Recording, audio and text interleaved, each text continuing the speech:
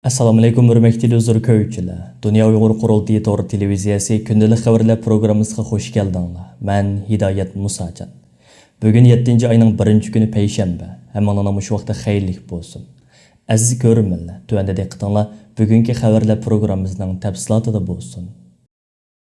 Bugün, yani 1 iyul günü bolsa dünyadakı ən zor qara guruh deb atalğan Xitoy Kompartiyasının qurulğanlığının 100-ci illiqidən ibaret. Xitoy Kompartiyasi 1921 yılı 7 ayının 1 günü insoniyat dunyosidagi eng zaharli mikrob sifatida o'ttirg'a chiqqan edi.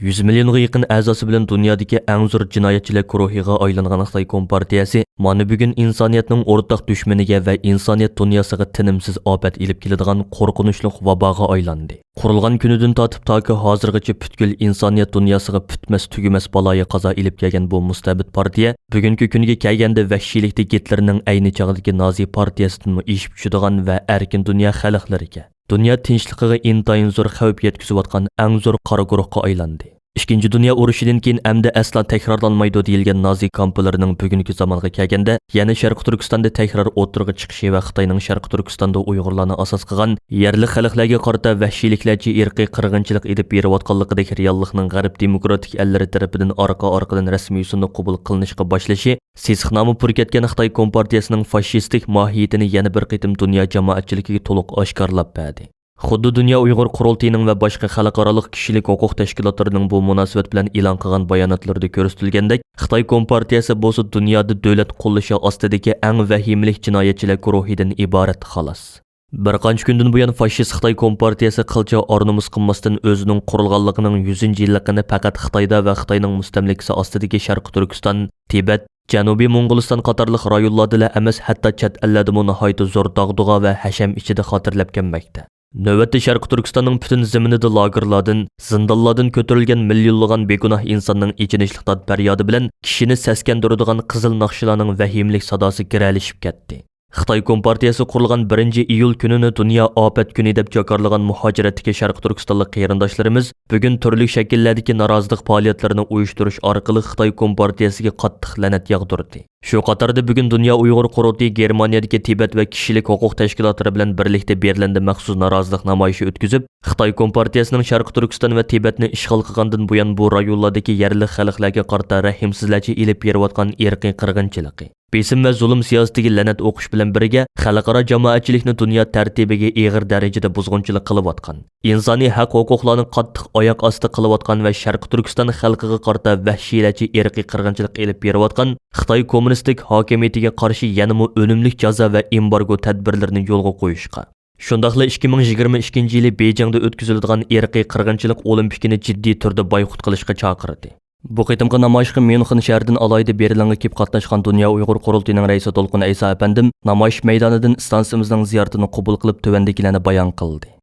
Assalamu alaykum. Bugun biz Germaniyaning Berlin shahrida Xitoy bosh elchixonasidan oldida Xitoy Kommunistik partiyasining 100 yilligi munosabatining qurilishining 100 yilligi munosabati bilan bu yerda bir norozilik namoyishi o'tkazyapmiz. Tibetliklar, Hongkongliklar, Vyetnamliklar, Tayvanliklar va Sharqiy Turkistonliklar bo'lib, havo yomg'irlik shunda bo'lishiga qaramay har qaysi tashkilotlarning mas'ullari bu yerga kelib Xitoy elchixonasidan oldida bir matbuot bayonotni o'qiyotdi. Bizga vakolatdan tayyor Berlin ishxonamizning mudiri biraz ilgili uzun matbuot bayonot o'qidi. Ben Myunxdan kelib bu namoyish qatnashyapman. Deganligidek bugun Xitoy Kommunistik partiyasi qurilganining 100 yilligi, ammo bu Sharqiy Turkiston xalqi uchun, Tibet xalqi uchun, Ishki Mo'ng'ul xalqi uchun, Hong Kong xalqi uchun, hatto Tayvan xalqlari uchun bir fojianing boshlangan kuni.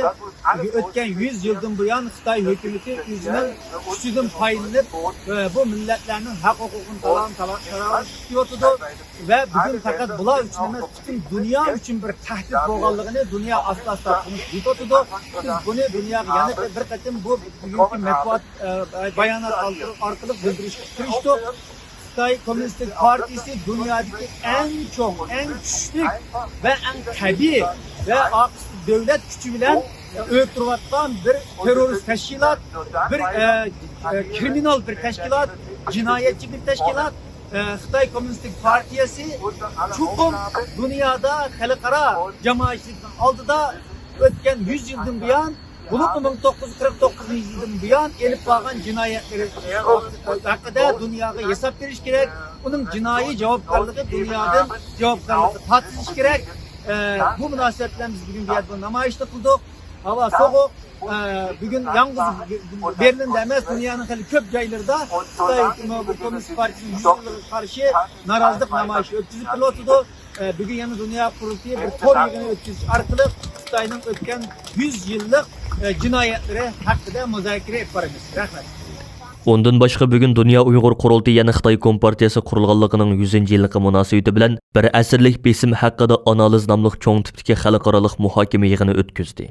Dunya Uyghur Qurultiyining raisi Dolqun Aysa apandi bilan Tibet surgundi hukumatining raisi Pinpot Tracy'ning birlikda riyosatchilik qilishi bilan ingliz tilida o'tkazilgan va ikki qismga bo'linib elib berilgan mazkur tor muhokama yig'inida Yevropa parlamentining va Angliya, Belgiya, Litva parlamentlarining a'zolari, shundaqla Uyg'ur, Janubiy Mongoliya, Hong Kong, Tibet, Tayvan va Xitoy demokratlarining vakillari so'z qildi. Bugun yana Kanada Sharq Turkiston birligi Kanadadagi Tibet, Janubiy Mongoliya, Hong Kong, Vietnam, Demokratik Xitoy tashkilotlari va Kanadadagi boshqa kishilik huquq tashkilotlari bilan birlashib, Torontoda Xitoy Kompartiyasi qurilganligining 100-yilligi munosabati bilan bu fashist partiyaga va uning hukmronligidagi Xitoy hokimiyatiga qarshi keng ko'lamli birlashma namoyish va yurish o'tkazdi.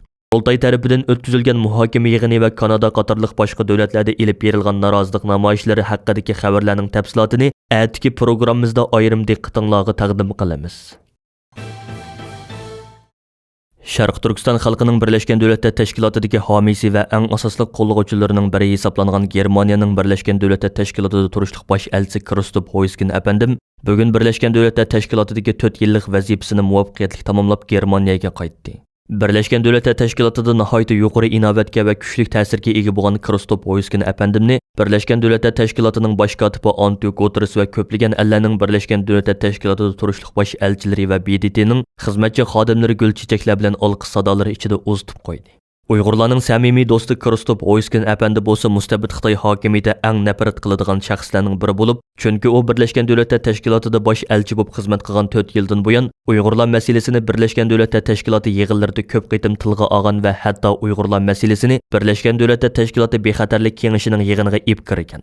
Yani shundaqla Dunya Uyghur Qurultiyining raisi Dolqun Aysa apandi bilan shaxsiy do'stlik qurib, uni bir qancha qitim Birlashgan Davlatlar Tashkiloti yig'inlarida Xitoyning hujumiy va to'salg'ulardan bevosita qo'g'dab qolgan edi. Tonilgan German diplomat Christoph Heusgen apandi 2005-yildan boshlab Germaniyaning bosh ministri Merkel xonimning tashqi siyosat va bexatarlik bosh maslahatchisi bo'lib xizmat qilgan va 2017-yil Germaniya hukumati uni Birlashgan Davlatlar Tashkilotida turishliq bosh elchisi qilib tayinlagan. O'zini Uyg'urlar masalasiga atagan Christoph Heusgen apandi Merkel xonimning tashqi siyosat va bexatarlik bosh maslahatchisi bo'lib xizmat qilgan mazgildimi ilhom to'xtam masalasini va g'oyib bo'lgan Uyg'urlar masalasini Germaniya hukumatining kun tartibiga ib kirgan va bosh ministr Merkel xonimning Xitoy rahbarlari bilan muzokara elib borganda Uyg'urlar masalasini bir qancha qitim bevosita o'tirg'i qo'yishida halqiliq rol o'ynagan. Dunya Uyghur Qurultiyining raisi Dolqun Aysa apandi 2018-yil Nyu-Yorkda o'tkazilgan Birlashgan Davlatlar Tashkiloti yig'inida Xitoyning qattiq e'tirozi va terrorist deb bo'hton choplishi bilan yig'in zalidan chiqarib etilgandan keyin Christoph Heusgen apandi Dolqun Aysa apandimni Birlashgan Davlatlar Tashkiloti yig'iniga qatnashtirish uchun ko'p tirishchanlik ko'rsatgan va o'zi Dolqun Aysa apandimga bevosita kepil bo'lib, uning Germaniyaning qonunlariga hurmat qilib yashayotgan namunalik bir garajdan ishkanligini, Xitoyning uning ustidagi ayblashlarining butunlay asossiz ekanligini ta'kidlab, Amerikaning Birlashgan Davlatlar Tashkilotidagi bosh elchisi bilan birga Dolqun Aysa apandimga hamroh bo'lib, uni Birlashgan Davlatlar Tashkilotining yig'in zaliga qaytadan ib kirgan edi. Christoph Heusgen apandi Birlashgan Davlatlar Tashkiloti yig'inida bir terroristni Birlashgan Davlatlar Tashkilotiga so'rab kirdi deb e'tiroz bildirgan Xitoyning bosh elchisiga raddiya qaytarib, Dolqun Aysa apandi bo'lsa ezilgan xalqlarning haq huquqlarini qo'g'dash uchun kurash qilayotgan bir kishilik huquq faoliyatchisi.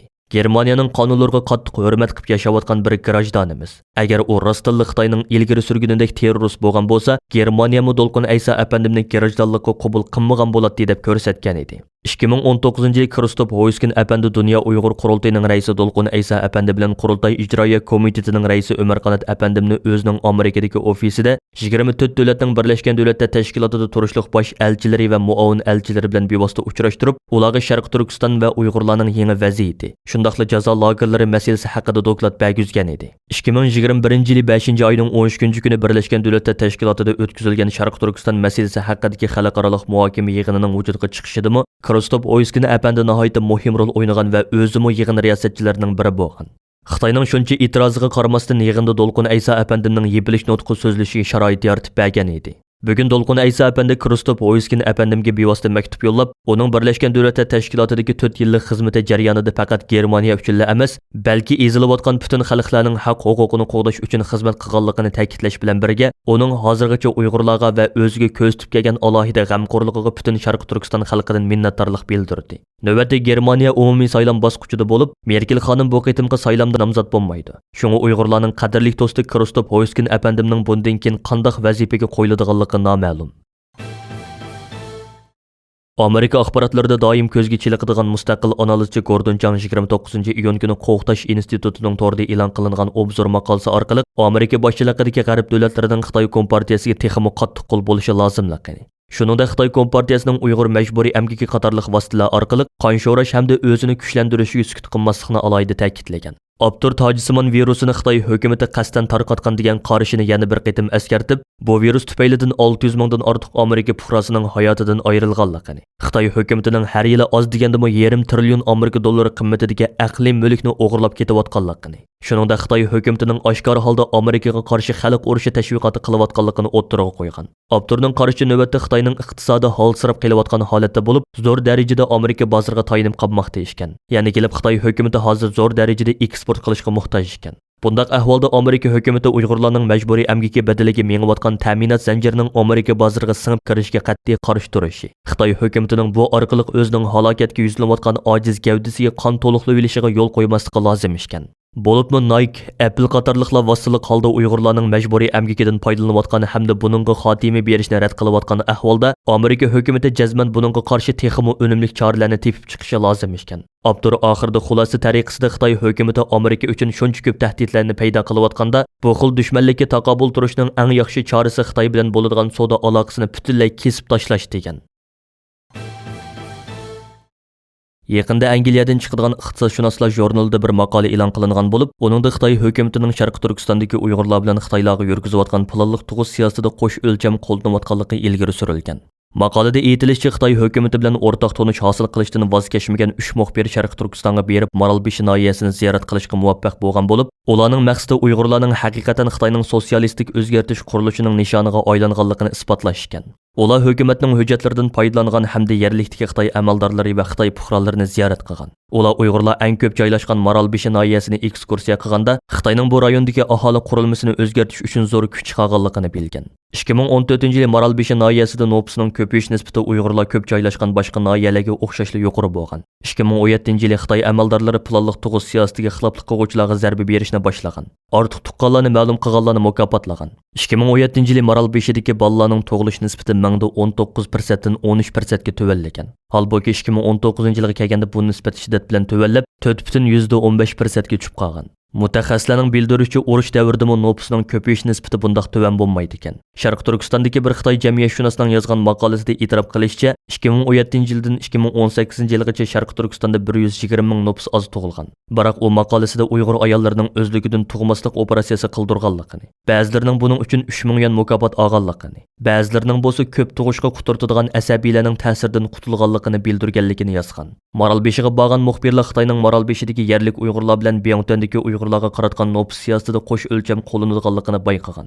Hukumat hujjatida bayon qilinishicha, Maralbeshi noyasidagi 6-diviziya qurgan Temir qo'viq bozori o'tgan yil yordamchi soqchilarni qabul qilgan bo'lib, hammasining Xitoy bo'lishini shartgan hamda ularning ikkinchi bolasi tug'ilsa har biriga 10 ming yuan davolanish puli beradiganligini va'da qilgan. Türkiye parlamentidagi hukumatni qo'llayotgan o'qituvchi partiyalardan Buyuk Birlik partiyasining raisi Mustafa Dastici apandi yaqinda Dunya Uyg'ur Qurultiyi bosh taftishi Abdulhakim Idris, Uyg'ur harakati tashkiloti raisi Roshan Abbos xonim va Uyg'ur akademiyasi vaqfisi muavin raisi Abdulhamid Qaraxon apandilarni Anqaradagi partiya markazida qabul qildi. Mazkur partiyaning muavin raislari qatnashgan bu uchrashuvda Mustafa Dastici apandi Sharq Turkiston masalasining partiyasining eng muhim masalasi ekanligini, Turkiyadagi hokimiyat beshidagi Adolat va taraqqiyot partiyasi bilan ittifoqdosh partiya bo'lish sifati bilan Turkiyadagi Uyg'urlar duchor bo'layotgan qiyinchiliklarni hal qilib berishga tirishadiganligini, Sharq Turkiston ommaviy tashkilotlari bilan bo'lgan hamkorligini texmo kuchaytiradiganligini bayon qildi.